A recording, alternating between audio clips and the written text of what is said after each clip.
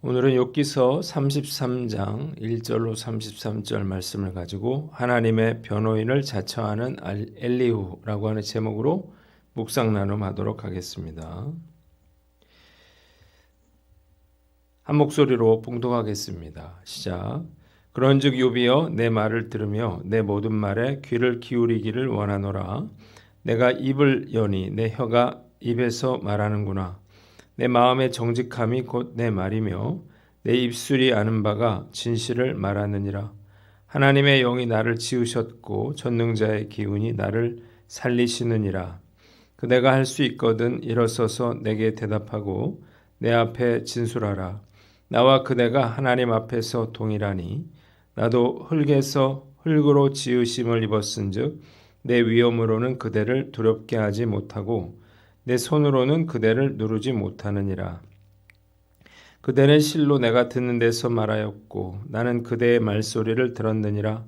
이르기를 나는 깨끗하여 악인이 아니며 순전하고 불의도 없거늘 참으로 하나님이 나에게서 잘못을 찾으시며 나를 자기의 원수로 여기사 내 발을 착고에 채우시고 나의 모든 길을 감시하신다 하였느니라.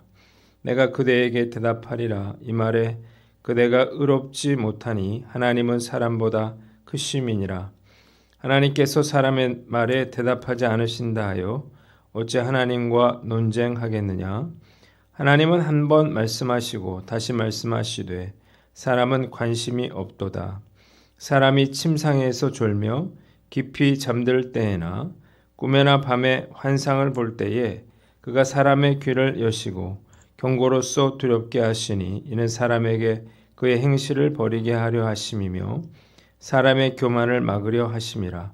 그는 사람의 혼을 구덩이에 빠지지 않게 하시며 그 생명을 칼에 맞아 멸망하지 않게 하시느니라.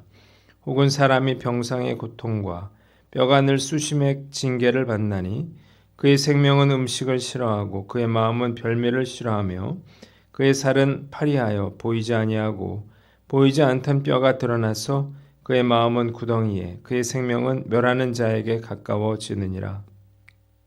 만일 일천 천사 가운데 하나가 그 사람의 중보자로 함께 있어서 그의 정당함을 보일진대 하나님이 그 사람을 불쌍히 여기사 그를 건져서 구덩이에 내려가지 않게 하라. 내가 대속물을 얻었다 하시리라. 그런즉 그의 살이 청년보다 부드러워지며 젊음을 회복하리라. 그는 하나님께 기도함으로 하나님이 은혜를 베푸사 그로 말미암아 기뻐 외치며 하나님의 얼굴을 보게 하시고 사람에게 그의 공의를 회복시키시느니라. 그가 사람 앞에서 노래하여 이르기를 내가 범죄하여 옳은 것을 그르쳤으나 내게 무익하였구나. 하나님이 내 영혼을 건지사 구덩이에 내려가지 않게 하셨으니 내 생명이 빛을 보겠구나 하리라. 실로 하나님이 사람에게 이 모든 일을 제삼 행하심은 그들의 영혼을 구덩이에서 이끌어 생명의 빛을 그들에게 비추려 하심이니라. 욥이여 내 말을 귀담아 들으라. 잠잠하라. 내가 말하리라. 만일 할 말이 있거든 대답하라. 내가 기쁜 마음으로 그대를 의롭다 하리니 그대는 말하라. 만일 없으면 내 말을 들으라. 잠잠하라. 내가 지혜로 그대를 가르치리라. 아멘. 오늘은 욥기서 33장 말씀을 가지고 하나님의 변호인을 자처하는 엘리후 이런 제목으로 묵상 나눔하도록 하겠습니다. 오늘 본문 세 부분으로 나눠서 생각해 봅니다. 먼저 1절로 7절 말씀인데 5절을 봅니다. 한번 따라해 봅시다. 그대가 할 수 있거든 일어서서 내게 대답하고 내 앞에 진술을 하라. 엘리후는 욥에게 자신의 말에 귀를 기울여 줄 것을 요청했습니다. 자신은 정직과 진실만을 말하겠다는 것입니다. 그는 창세기 2장 7절에 인간 창조 기사를 인용하면서 자신도 욥과 같이 흙으로 지음받고 하나님께 생명을 받은 사람이라 이렇게 강조했습니다. 그렇기 때문에 위압감이라든지 두려움을 느끼지 말고 얼마든지 의견을 진술하라는 것입니다. 한번 따라해 봅시다. 이해하고 들을 자세로 대화하라. 엘리후의 말은 너무 자신감에 차 있고 교만해 보이지만 그가 한 말에는 배울 점이 있습니다. 첫째로 정직과 진실만을 말하겠다는 마음가짐과, 둘째로 얼마든지 상대방의 의견을 들으려고 하는 그런 것과, 셋째로 동등한 지위에서 대화하려는 자세입니다. 대화라고 하는 것은 일방적으로 자기의 의사를 상대방에게 전달하는 것이 아니죠. 내가 말하고 또 다른 사람의 말을 듣는 것을 대화라고 말합니다. 그런데 가만 보면 어느 한쪽만 일방적으로 그렇게 이야기하는 경우가 많이 있습니다. 대화의 기본을 모르는 그런 사람인데요. 물론 나의 이야기도 해야겠지만 상대방의 이야기에도 우리가 귀를 기울여야 할 것입니다. 또한 대화를 할 때 동등한 위치에서 대화하려고 노력해야 합니다. 지위가 다를 수 있고 나이가 다를 수 있고 또 배움이 다를 수 있지만 그렇다고 해서 말하고 듣는 대화의 본질이 달라지는 것은 아닙니다. 사실 이런 대화를 하는 것은 쉬운 일은 아닙니다. 오해하고 있거나 또 상대방이 잘못 생각하고 있는 경우에 그 사람의 말을 끝까지 다 들어주는 것은 쉬운 일은 아닙니다. 그러나 그렇다고 하더라도 잘 들어줘야 합니다. 그가 자신의 입장과 상황을 말할 기회를 주는 것이 바로 대화이기 때문입니다. 말씀 묵상하면서 대화를 한답시고 설득을 한 경우가 많았구나, 그런 생각을 해봅니다. 나이가 들어가면서 들어주는 게 더 힘들어지고 있어요.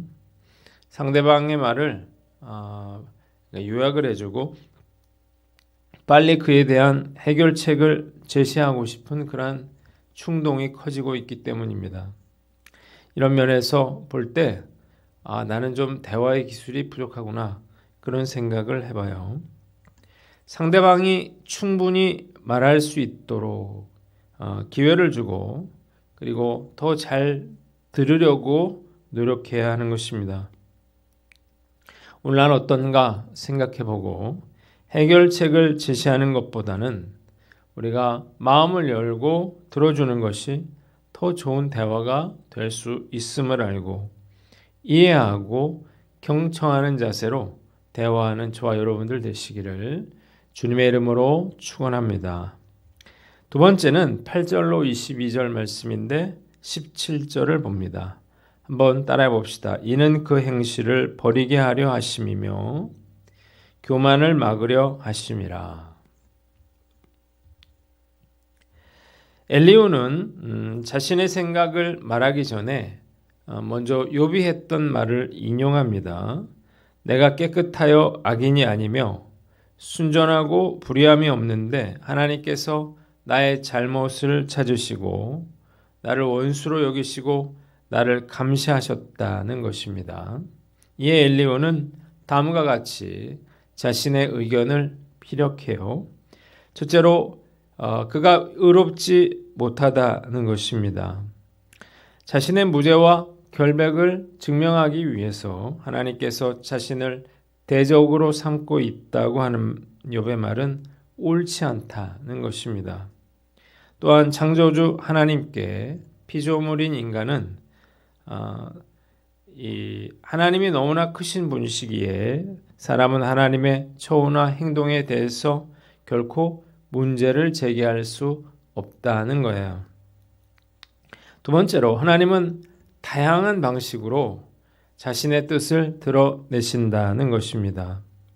사람이 깨닫든지 깨닫지 못하든지 상관없이 하나님은 다양한 방식으로 자신의 뜻을 드러내신다고 엘리후는 주장하고 있습니다. 하나님께서 자신을 드러내시는 한 가지 예로서 엘리후는 꿈과 환상을 들었습니다. 꿈과 환상을 통해서 하나님이 자신의 뜻을 드러내신다는 것입니다. 이유가 무엇인가요? 사람에게 유익을 주고자 함이에요. 하나님은 사람이 교만하게 행동하거나 제 스스로 판 함정에 빠져서 멸망하지 않도록 하기 위해서 꿈과 환상을 통해서 그런 것들을 막아주신다는 것입니다. 세 번째, 하나님은 징계를 통해서 말씀하신다는 건데요.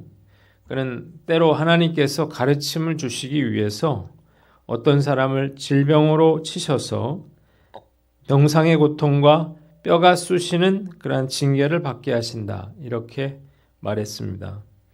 이 말은 당연히 질병으로 고통받고 있는 욥을 염두에 둔 말이기도 합니다. 한번 따라해 봅시다. 자기 생각으로 함부로 판단치 말라. 엘리후의 말은 맞는 말 같기는 하지만 잘못된 말이었습니다. 이유 없이 고난받고 있는 욥에게 잘못 적용했기 때문입니다. 첫째, 사실 욥은 자신이 의롭다고 말한 적이 없습니다. 오히려 그는 반대로 말을 했어요. 하나님의 절대 의로움과 거룩함 앞에서 자신의 죄인됨과 불의함에 대해서 말했습니다. 단지 자신의 고난과 관련해서 그렇게 극심한 고난을 받을 만한 죄가 없다 이렇게 말한 것뿐이었습니다. 둘째로 하나님께서 여러 가지 방식으로 욥에게 말씀하신 적이 없다는 것입니다. 엘리후는 14절에 하나님은 한 번 말씀하시고 다시 말씀하시되 사람은 관심이 없도다 이렇게 말하므로 침묵하시는 하나님께 불평한 욥의 잘못을 지적했습니다. 하나님께서 여러 방식으로 욥에게 말씀하셨는데 그가 깨닫지 못하고 불평하고 있다는 것입니다. 그러나 하나님은 어떤 방법으로도 욥에게 말씀하신 적이 없었다는 것입니다. 세 번째, 그가 당하고 있는 그러한 질병이 하나님께서 그를 교훈하기 위해서 주신 게 아니라는 것입니다. 물론 그의 말은 욥의 고난이 그의 죄 때문이다 라고 생각했던 세 친구들의 견해와는 달랐지만 이것도 역시 욥에게 해당되는 것은 아니었습니다. 하나님께서 그를 교훈하시려고 욥에게 이런 고난을 주신 게 아닌 것이기 때문이에요. 엘리후의 말을 듣는 욥이 얼마나 답답하고 얼마나 화가 났을까 이런 생각을 해봅니다. 자기 생각으로 함부로 다른 사람들을 판단하거나 정죄해서는 안 될 것입니다. 특히 금해야 할 것은 욥의 친구들처럼 자기 생각이 마치 하나님의 뜻인 것처럼 그렇게 말해서는 안 된다는 것입니다. 그들은 자신들의 생각이 하나님의 뜻이라고 믿었습니다. 그래서 자기 멋대로 욥의 죄를 만들어내고 그리고 욥을 정죄하는 것입니다. 어떤 상황에서도 우리가 하나님의 뜻을 운운하지는 말아야 되겠죠. 이야기를 하려고 하면 이건 내 생각이라고 하는 그런 말을 전제로 해야 하고요. 그리고 또 추측해서만 하는 것이다. 이렇게 말을 해야 할 것입니다. 그리고 모르는 것에 대해서는 굳이 이야기할 필요가 없겠죠. 목사로서 이런 실수를 할 수 있겠다 그런 생각이 듭니다. 판단과 정죄는 하나님의 몫입니다.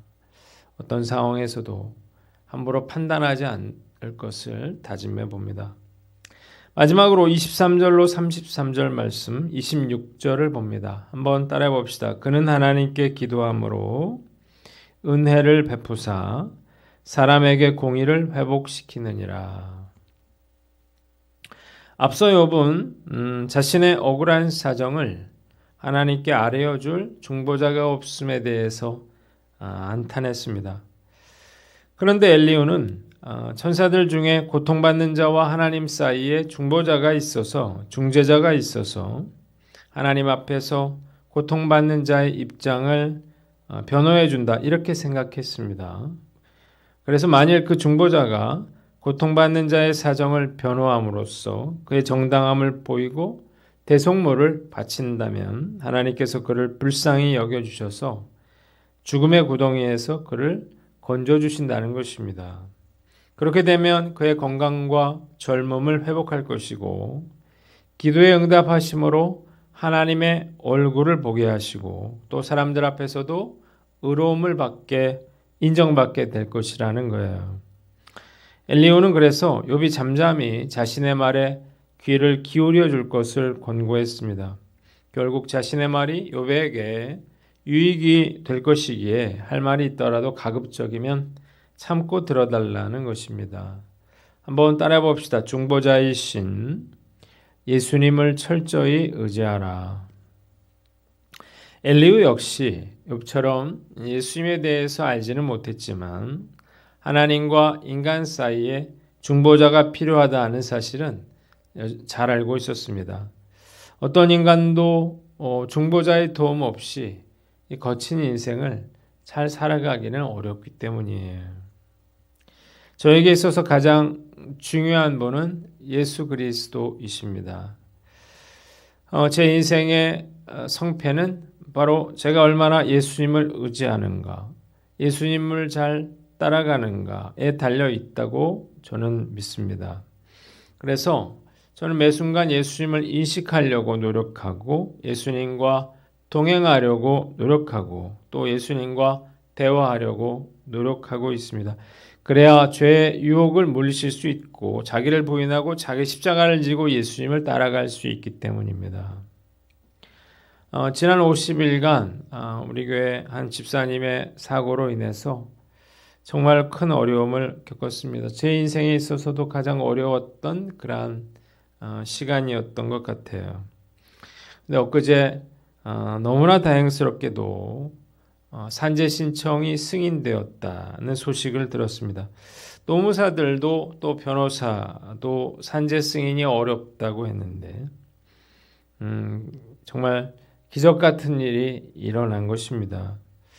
저는 우리 예수님께서 우리 집사님 가정 그리고 저와 우리 교회를 불쌍히 여겨주셨다 이런 생각을 해봅니다.